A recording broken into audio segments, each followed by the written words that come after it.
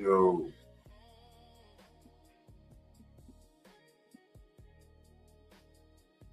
hope everybody's well tonight. Welcome back for another episode of the Beat Detective, where the beats got soul and the souls got secrets. I'm your host, Squish Arcana, better known as the Beat Detective. And today we're pulling double duty. 2 real mysteries, 2 real legacies. The first, the unresolved case of DJ Screw's missing tapes. Real Screwston history. The second, the gospel samples that shaped hip-hop, R&B, trap, and Texas soul culture, and the battles behind it. 2 investigations, 1 truth. Black music moves the world. Stay tuned. Now, got that out the way. Y'all know what it's time for. Shout out to Loose of the Least.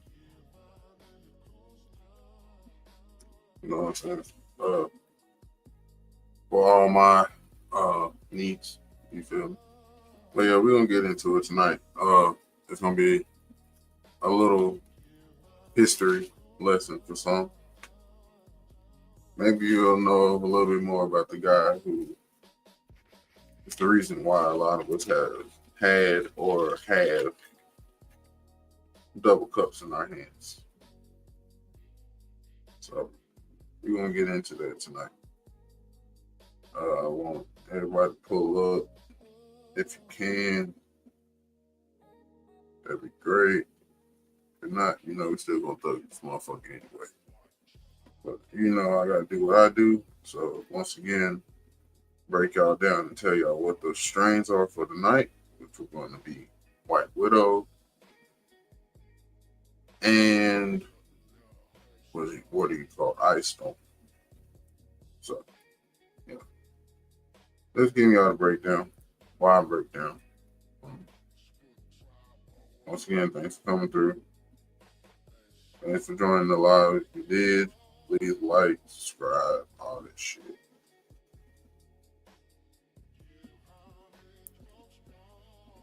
This shit really more sticky than what I thought. I thought I could do this real quick, like, nope. That's nice. I should just use my grinder. Shout out to Wolf Mars for that. That up there. If you need a sturdy herb grinder, go with Wolf. Ain't gonna kill your pockets. Hello, Squishy of the Ghetto. Hey, if you plan on going to Main Street, don't come out the house because somebody just ran their car through the fucking store. What the fuck? Oh, my mama. So, yeah. Okay. Alrighty. Well, I'm not going out.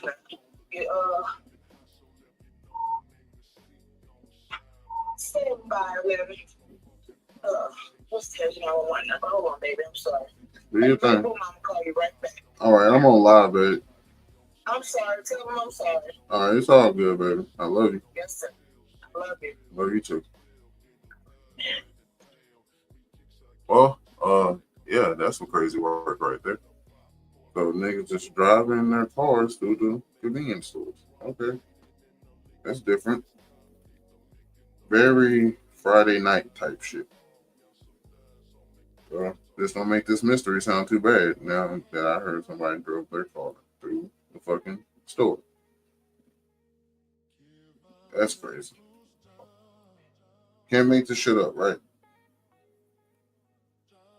Even if you want to, cannot make this shit up. All right, we get this done, Z. So we can get started. Sorry, y'all, for the long semi intro, I guess. But we're gonna get together.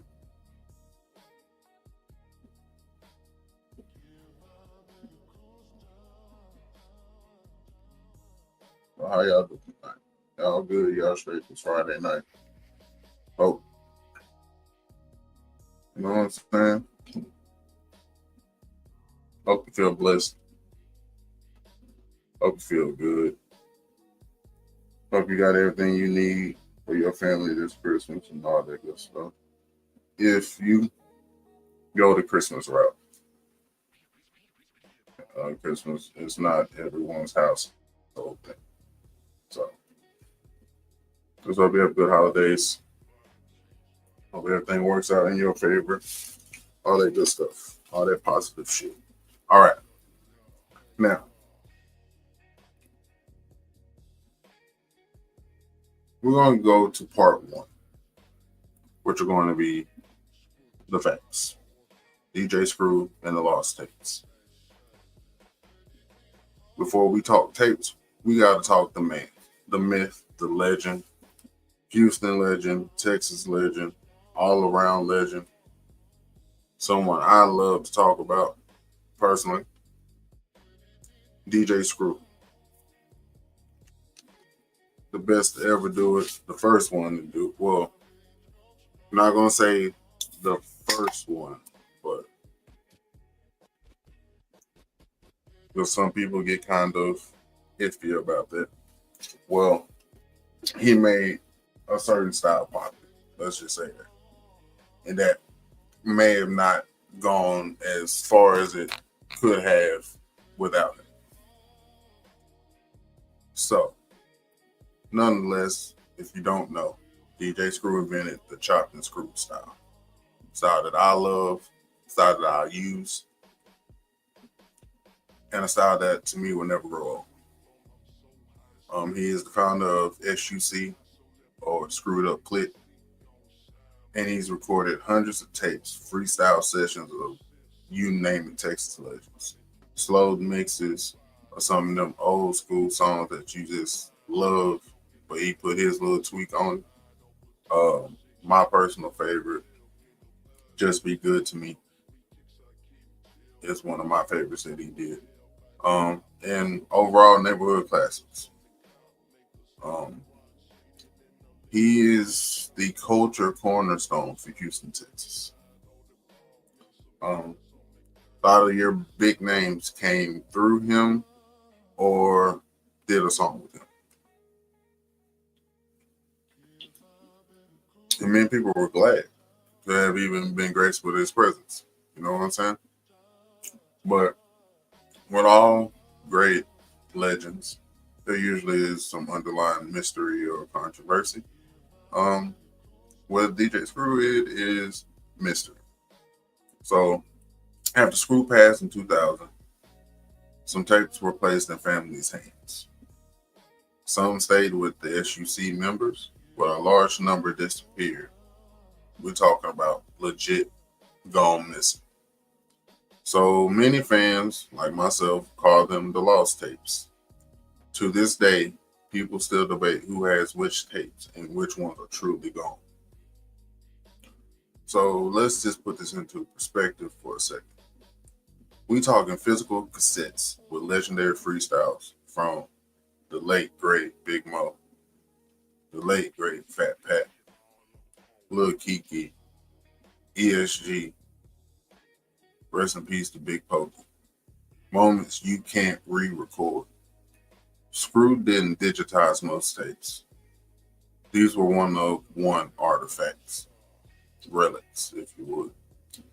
So once they disappeared forever. Now I'm going to explain why they matter. A lost screw tape equals a lot of lost history, lost freestyles, lost sessions, lost moments that built Southern hip hop and its foundations to this day. So many fans like myself still hunt old mom and pop shops, old estate sales, OG collectors, pawn shops, Craigslist, storage units, anywhere that there could be a lost tape. Some tapes have resurfaced, proving others still exist somewhere in this one. Now, one of the theories is it was misplaced in moves. After Screwhouse moved locations, some tapes were boxed, stored, and misplaced. Another theory is proper collections. Some tapes were taken home by early SUC members for safekeeping, and family members later ended up with them. 3. The harsh reality of them being stolen. Multiple witnesses have said over the years, people walked off with tapes after Screw died, knowing they've become valuable. And the last theory is weather damage. At least one group of tapes was rumored to have been destroyed in Houston storm/flooding. So, because Screw recorded like a man almost possessed, hours and hours a night, the missing pieces hit even harder. A part of Houston, H-Town, is still missing. And we wonder, will it ever be recovered fully?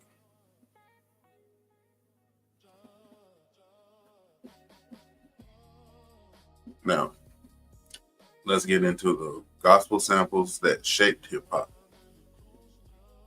The real giants of this gospel sample era time frame were 3 major names dominated the most sampled gospel sample.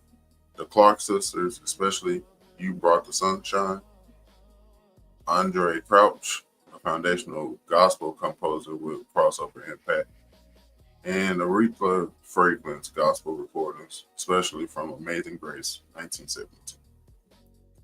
Excuse me. And last but not least, let's get into these facts. All right, the Clark sisters. You Brought the Sunshine, 1981, is one of the most sampled gospel tracks ever. Yes, the Clark sisters, You Brought the Sunshine, 1981, is one of the most sampled gospel tracks ever. It was sampled by Jay-Z, Beyonce, Mary J. Blige, Fat Joe, and Nicki Minaj. Their harmonies change R&B, soul, and hip hop vocal layering. Now, Andraé Crouch, he's called the father of modern gospel, right? Okay. Tupac sampled him. And with Tupac sampling him, Dr. Dre sampled him. Even our own nutbasket Kanye West sampled him. Michael Jackson even hired him to arrange Man in the Mirror and Earth Song. His chords equal hip hop DNA. Period. Point blank. Now on to Aretha Franklin. Amazing Grace is the highest selling gospel album ever. Her gospel riffs, shouts, and chords appear in R&B, trap, pop, and hip hop samples. Some samples require court battles due to the rights held by the estate itself, which I find is crazy because it's a way for the music to live on. So why not? But I understand if that money ain't right, you ain't getting shit. So I dig that too. Yeah, need the coins. Because you pay anybody else, you gotta pay me too. I dig that. I mean, sometimes it breaks down the paperwork. Not that it wouldn't have been a great song, but maybe it just breaks down the paperwork sometimes. A good old paperwork. Sometimes.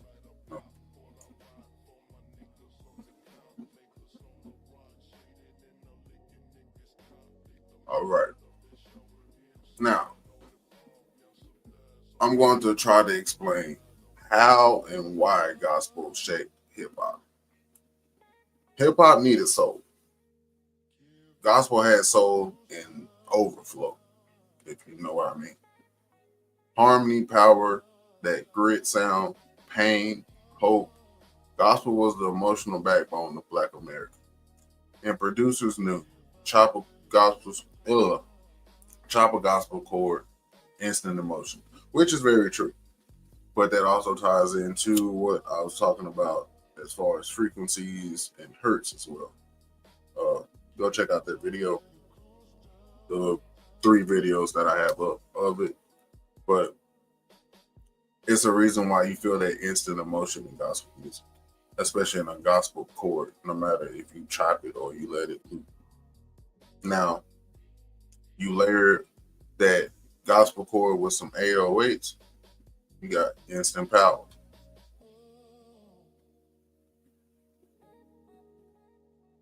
Now, when you take those first two and slow it down, DJ Screw style, that gonna put you into the pure Texas soul range. And gospel sampling is so influential that 90s R&B is built on it. And most of those singers started where? In the church house.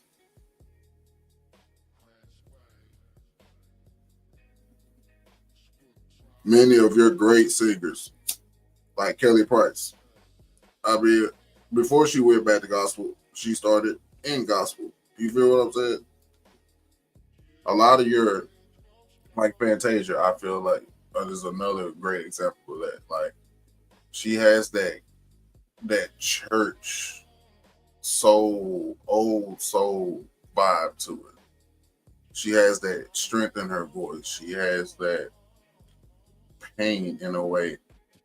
Like, you can just, she just puts you in a place. And you can tell that, a lot of influence comes from gospel. At least, how they may do things and certain issues or deal, how they sing, it just brings out a different part of them, I believe. So,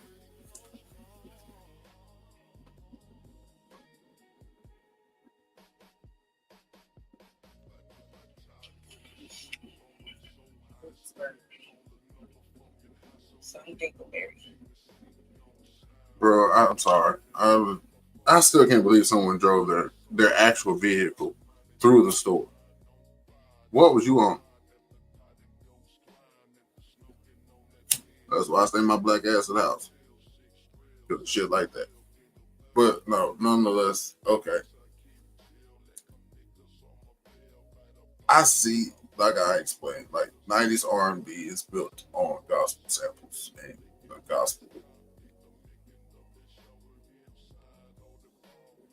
gospel traits. There we go.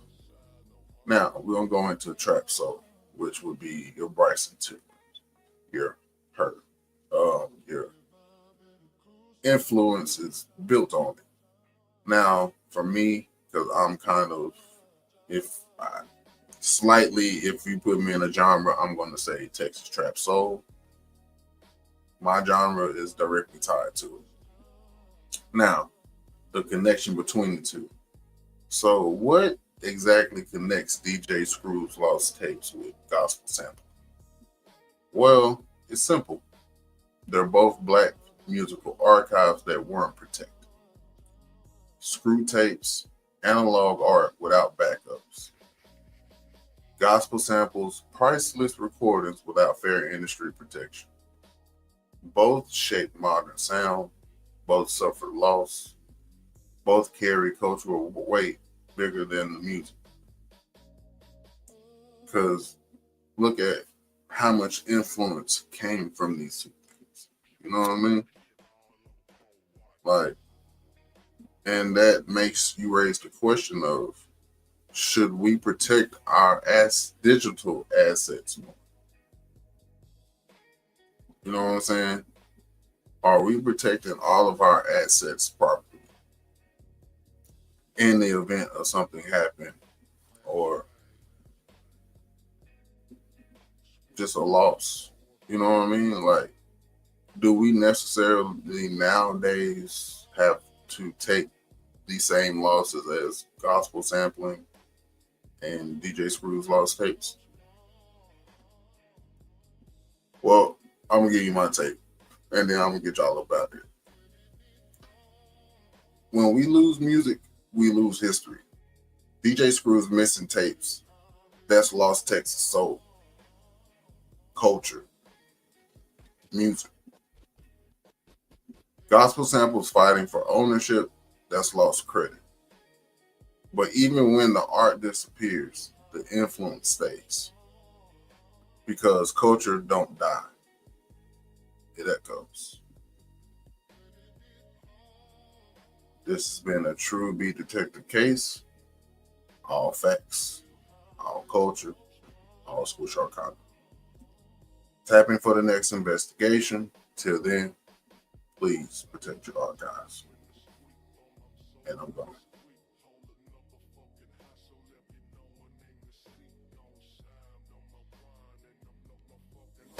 Make sense on my fix ride, minding through the wine, on ride on my mind at the cotton ghost grind, at the smoking on that kids on the side over till 6 drills on the bill, in the buzz with it down. We kicks I keep chill, let come niggas on my bill, right up.